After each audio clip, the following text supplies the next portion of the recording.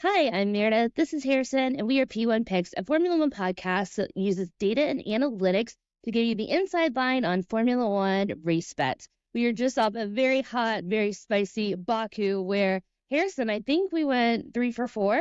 Is that correct? We did. We went 3 for 4 at Baku. The only thing that counted us out was Lewis took a penalty with a new engine and was not able to finish in the top six, but he would have because of the Checo Perez and Carlos Sainz accident.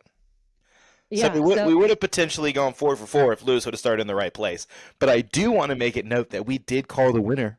We did know that Piastri was going to get it done, and we did call that he wasn't going to do it on lap one. Ha ha ha! We're so back.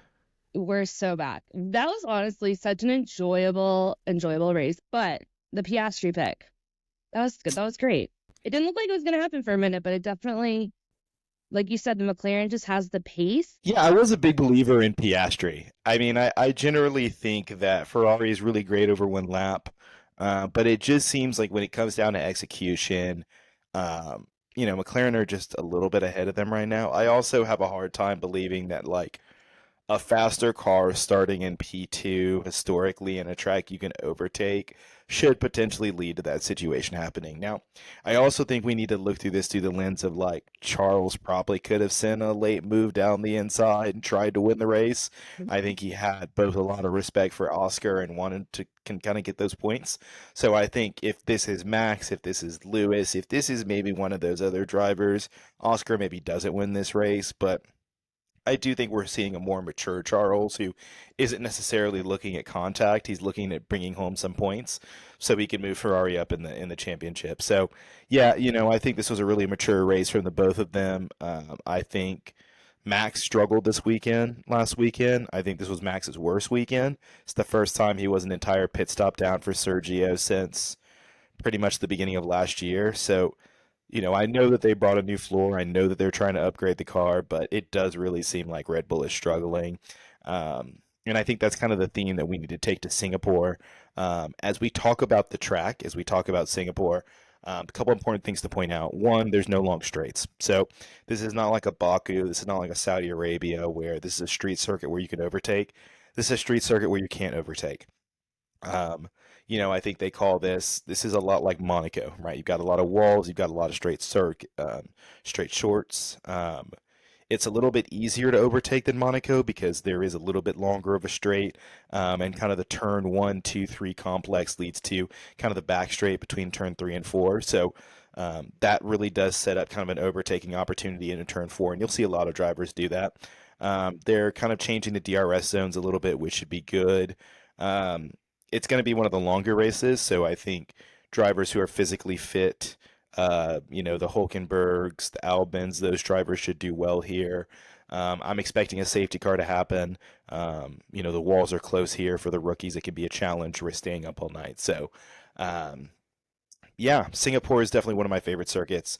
It's probably the longest race of the year, and who doesn't love a long Formula One race with drivers going up against the wall? So, excited to see what happens. With overtaking being a challenge, I think you're going to see teams be really aggressive on the undercut, kind of like we saw at Spa, where, a team that's able to make that first pit stop and go out on new tires, and keep the opposition behind them is really going to have an advantage here because, teams that are going to sit behind are really going to do a lot of damage to their tires. So I expect undercuts to be pretty aggressive here. I don't think any team can get away with a one stop. I'm sure they're going to try it. How does that feel for the track preview?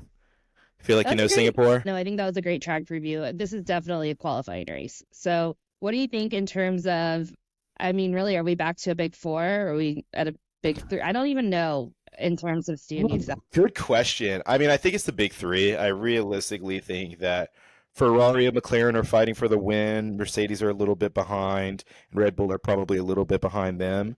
I think this is a lot like what we saw at Monaco, where Red Bull are going to struggle because that car does not like a soft suspension. So that means they're going to struggle to go over kind of any of the bumps or the curbs. And because of that, I think they're going to struggle on the lap time piece. So I'm expecting them to be, not as strong. I'm not necessarily expecting this team to be in the points, but I think Alpine should be a lot stronger than what we've seen in the past.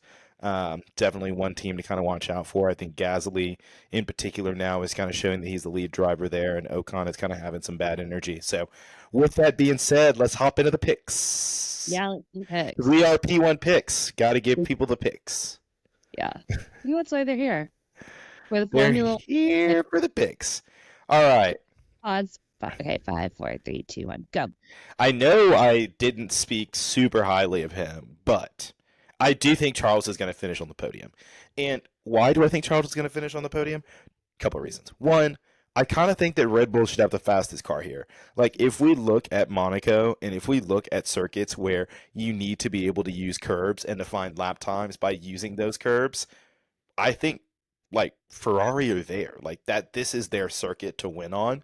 I mean, I think Sainz is strong. You could look at Sainz podium, but I think let's bet on the strongest car and the strongest driver.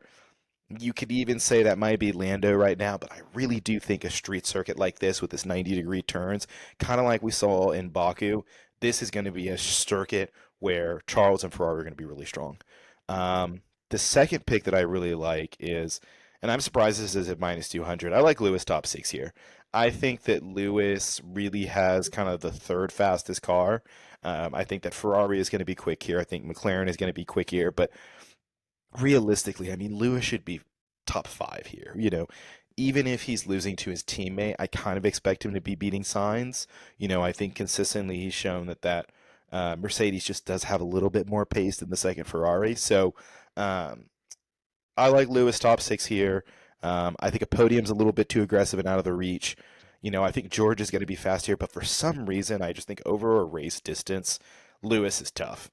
So I think they learned some last weekend. I think they struggled a little bit with trying to kind of drive the tires to the right temperature. I think Lewis will have learned and knows that, you know, hey, I took the engine penalty last week, knowing that if I can qualify and do good, you know, maybe I can get, you know, another podium or another win here. So I like Lewis top six. I think Mercedes are going to be a little bit stronger this weekend than they were in Baku, largely due to the temperatures being a little bit cooler, and Lewis not having the engine penalty.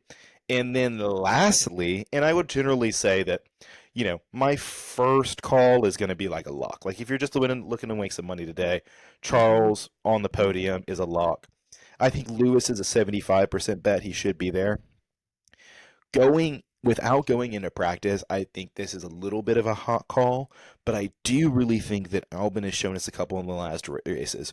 One, I think Baku has shown that that car has the ability to work. They have the ability to work that tire in a pretty well range for street circuits, right? And generally, we used to think about the Williams as being kind of that low drag car that would always do really, really well in the straights. But when you get to Monaco, you know they're really struggling. I do really think that Williams has found a little bit of performance for kind of these street circuits. I also think that maybe the other teams that they're fighting with, and really the other drivers that we're fighting with for that P10, and I think about, you know, Yuki, I think about Daniel Ricciardo, I think about Lance Stroll, and I potentially think about the Haas's. I think Albon's just a little bit stronger. I think his form is just been pretty good these last couple of races. I think he's strong at Singapore. So, you know, I do like Albon at plus 105 here. I think if you don't look at Albon, maybe you look at Gasly, but I'm not going to put that as an official call. I will say that this is a little bit on the confidence scale lower. I would say if you're looking to make some easy money this weekend, lock into Charles podium. A 50-50 bet, I would say, probably a 75-25 bet is going to be Lewis. And then I would really say a good 50-50 bet is going to be Albon to finish in the points. So that's kind of the picks that we're looking at. That's kind of the, as the kids say, that's the vibe I'm feeling as we go into the Singapore Sling.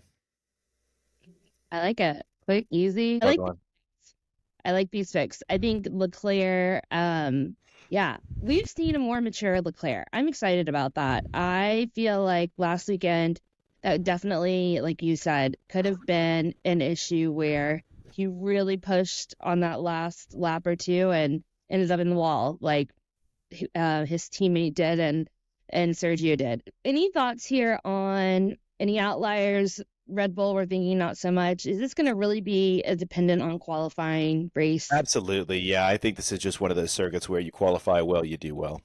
Yeah, I agree. I Like agree. Monaco. You know, it's really, think about this as like we think about this as Monaco with a little bit more interesting of a track and a little bit less processional, and you have a good idea for like what this weekend should look like. Yeah, absolutely. I like these picks. So again, we have Charles Leclerc to podium finish. That's minus 175. We've got Lewis Hamilton top six finish. That's at minus 200. And then Alex Albon in the Williams at plus 105 points finish. And those are your Singapore Grand Prix P1 picks. Great talking to you, Harrison.